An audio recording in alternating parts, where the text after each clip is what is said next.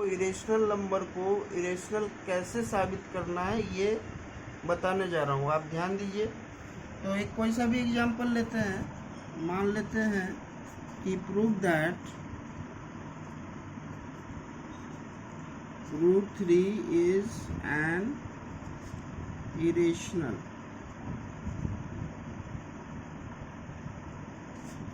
Number. यानी कि आपको √3 तो इरेशनल नंबर है ही, लेकिन आपको साबित करना है कि ये कैसे इरेशनल है। तो आइए देखते हैं, ध्यान दीजिए। तो इसको साबित करने के लिए आपको इसको पहले रेशनल कंसीडर करना पड़ेगा, √3 को रेशनल कंसीडर करना पड़ेगा। तो लेट √3 इज ए रेशनल। हम क्या कर रहे हैं, √3 को एक रेशनल नंबर मान रहे हैं, और जब √3 रेशनल नंबर होगा तो आप इसको लिख सकते हो a/b के फॉर्म में या p/q के फॉर्म में, क्योंकि रेशनल नंबर जो होता है वो फ्रैक्शन के फॉर्म में होता है। लेकिन रेशनल नंबर का न्यूमरेटर और डिनोमिनेटर दोनों क्या होना चाहिए, कोप्राइम होना चाहिए। तो यहाँ हम लिखेंगे where a/b are coprime. a/b क्या है, कोप्राइम होगा। क्यों? क्योंकि √3 को आप क्या मान रहे हो, रेशनल नंबर। तो अब क्रॉस मल्टीप्लाई अगर करोगे तो √3b बराबर क्या होगा, a। यहाँ कुछ नहीं है तो क्या 1 है। अब क्या करना है, आपको स्क्वायरिंग करना है। क्यों करेंगे स्क्वायरिंग? स्क्वायरिंग करने से रूट जो है वो रिमूव हो जाएगा।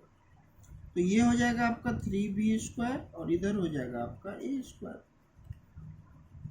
अब आप दोनों तरफ 3 से क्या कर सकते हो, डिवाइड कर सकते हो। तो ये 3 से अगर आप डिवाइड कर दो दोनों तरफ तो 3 क्या हो जाएगा, कट। तो b² बराबर क्या होगा, a²/3। b² बराबर क्या हो जाएगा, a²/3। यानी कि a² जो है वो 3 से क्या है, डिविजिबल। और जब a² 3 से डिविजिबल होगा तो a भी 3 से क्या होगा, डिविजिबल होगा। हेंस यहाँ लिख सकते हो आप a इज ऑल्सो डिविजिबल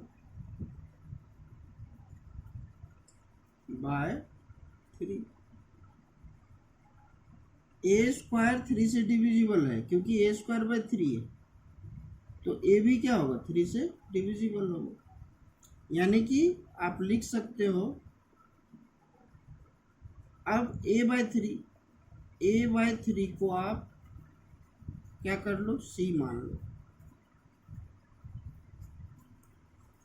तो a = क्या हो जाएगा, 3c होगा। और आपके पास पहले से एक एक्सप्रेशन है, क्या है, यहाँ लिखो, we know that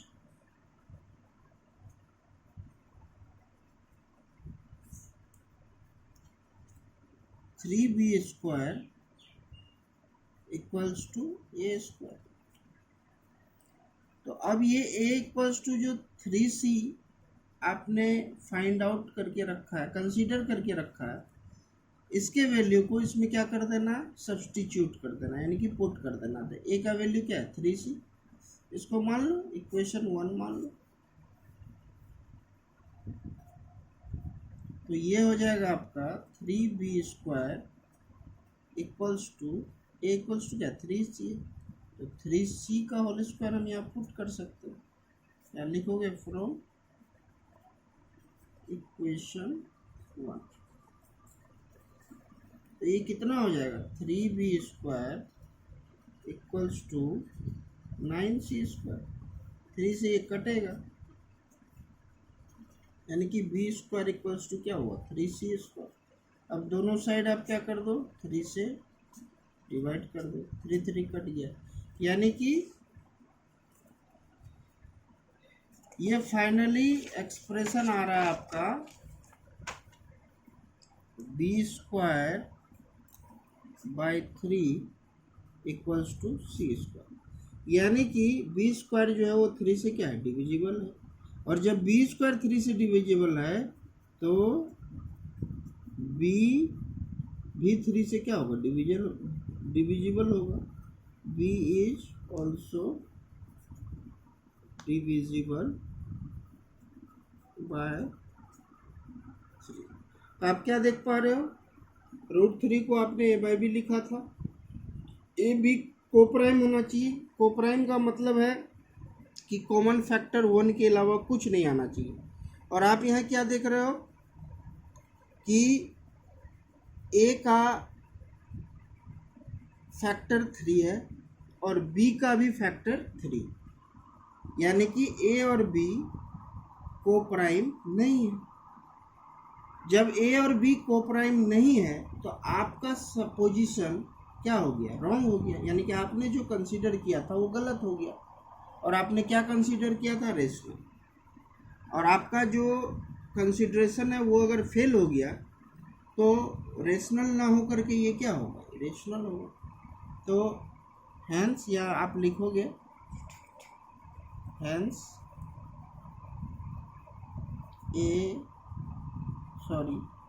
A and B are not coprime.